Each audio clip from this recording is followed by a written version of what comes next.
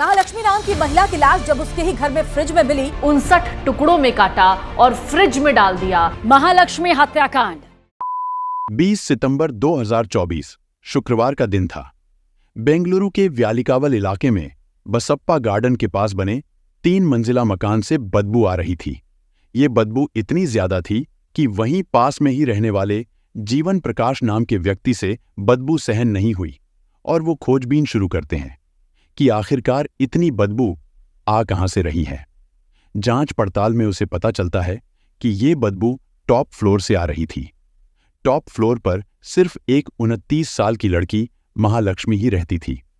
जीवन जैसे ही महालक्ष्मी के दरवाजे पहुंचे तो बदबू इतनी बढ़ गई कि वहां खड़ा रहना भी मुश्किल था और वो देखते हैं कि महालक्ष्मी के दरवाजे पर ताला लगा हुआ है। जीवन ने तुरंत महालक्ष्मी के भाई उक्कम सिंह और बहन को फोन लगाया। रात के करीब 12:30 बजे महालक्ष्मी की फैमिली महालक्ष्मी के घर पहुंची।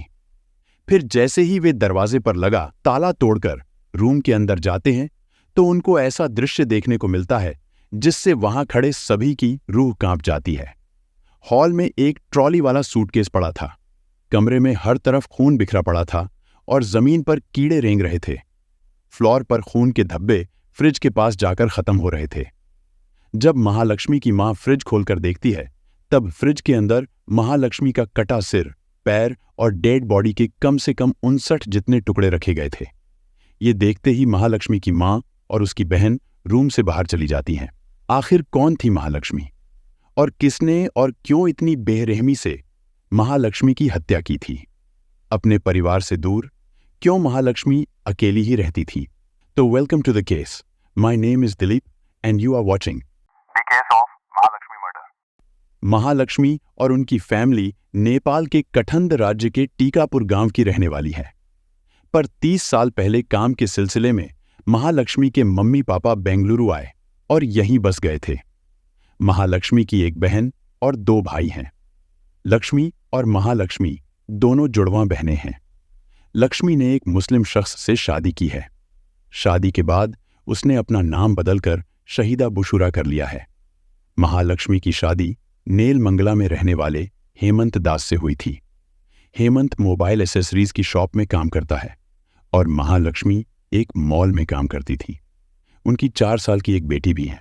आपसी झगड़ों के कारण महालक्ष्मी और हेमंत करीब 4 साल से अलग अलग रह रहे थे। हालांकि दोनों का अभी तक तलाक नहीं हुआ था। बेटी हेमंत के साथ रहती थी। महालक्ष्मी एक इंडिपेंडेंट लड़की थी। वो हमेशा से ही अलग रहना पसंद करती थी और कुछ बड़ा करना चाहती थी। घर में मौजूद सारा सामान उसने अपने पैसों से खरीदा था। सोफा, अलमारी समेत घर का सारा सामान खुद लाई थी। जिस फ्रिज में उसकी लाश मिली है वो भी उसने कुछ दिन पहले ही खरीदा था। महालक्ष्मी अक्टूबर 2023 से बसप्पा गार्डन के पास 5वीं क्रॉस पाइपलाइन रोड पर व्यालिकावल में किराए के मकान में रह रही थी। पूछताछ में पुलिस को पता चलता है कि महालक्ष्मी का भाई उक्कम अपनी पत्नी दीपिका के साथ करीब 15 दिन तक महालक्ष्मी के साथ रहा था। बाद में महालक्ष्मी ने उक्कम से भी झगड़ा कर लिया और उसने कहा कि वो अकेली रहना चाहती है। इसके बाद उक्कम वाइफ को लेकर चला जाता है और मराठहल्ली के गंजूर में रहने लगता है।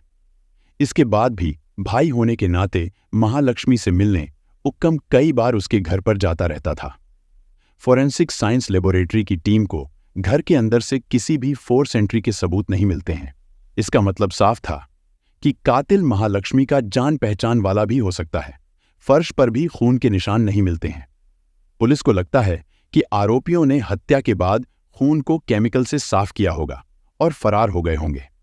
पर परिवार और फॉरेंसिक साइंस लेबोरेटरी वाले दोनों के बयान मेल नहीं खाते हैं। पुलिस तकरीबन 67 लोगों से पूछताछ करती है और इनमें से पुलिस 8 लोगों से शक के आधार पर बड़ी सख्ती से पूछताछ करती है। पड़ोस में किराने की दुकान चलाने वाली योगिता बताती है कि महालक्ष्मी कभी कभी सामान लेने उसकी दुकान पर आया करती थी। वो यहां अकेली ही रहती थी और पड़ोसियों से ज्यादा घुलती मिलती नहीं थी। महालक्ष्मी सुबह 9:30 बजे काम पर चली जाती थी और रात 10:30 बजे के बाद ही घर लौटती थी। पड़ोसियों ने कई बार एक अजनबी शख्स को महालक्ष्मी को घर से पिक और ड्रॉप करते देखा था। लेकिन वो शख्स कौन था ये कोई नहीं जानता था। पुलिस को शक था कि कहीं महालक्ष्मी के पति ने ही तो नहीं आपसी झगड़ों के कारण महालक्ष्मी की हत्या कर दी हो।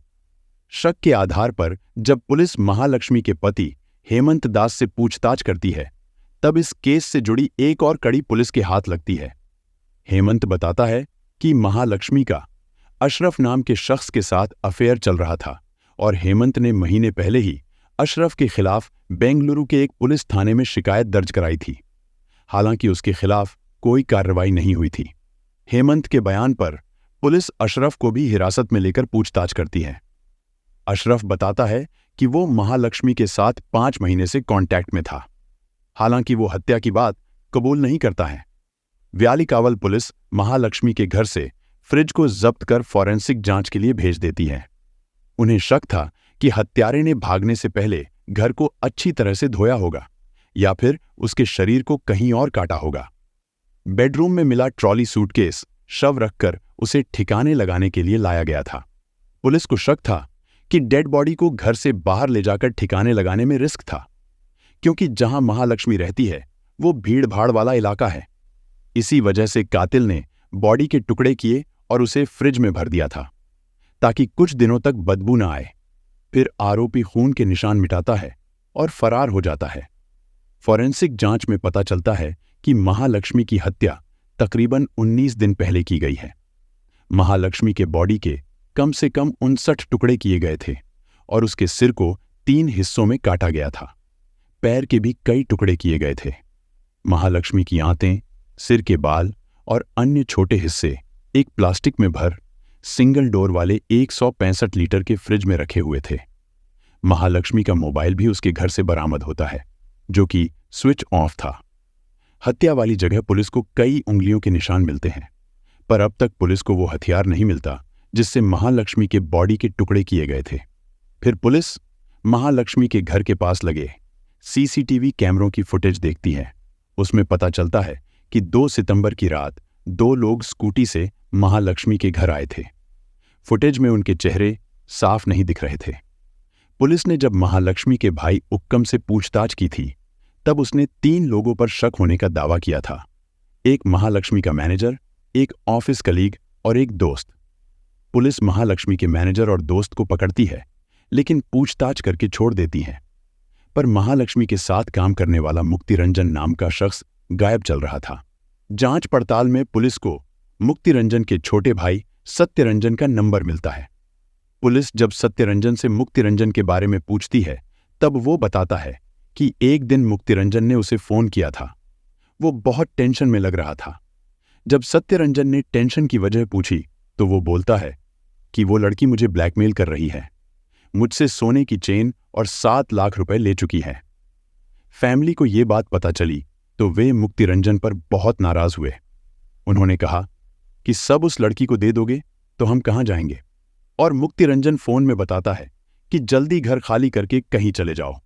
जब सत्यरंजन ने इसकी वजह पूछी तो वो कहता है कि फोन पर बात नहीं कर सकता, वो घर आकर मिलकर सब बताएगा। मुक्तिरंजन के भाई की बातों से भी साफ हो गया कि महालक्ष्मी का मर्डर मुक्तिरंजन ने ही किया है। पुलिस ने मुक्तिरंजन को पकड़ने के लिए उसकी लोकेशन ट्रैक करवाई। शुरुआत में मुक्तिरंजन के मोबाइल की लोकेशन पश्चिम बंगाल में मिली, फिर उसका फोन स्विच ऑफ आने लगा। आखिर में उसकी लोकेशन ओडिशा के फंडी गांव में मिलती है।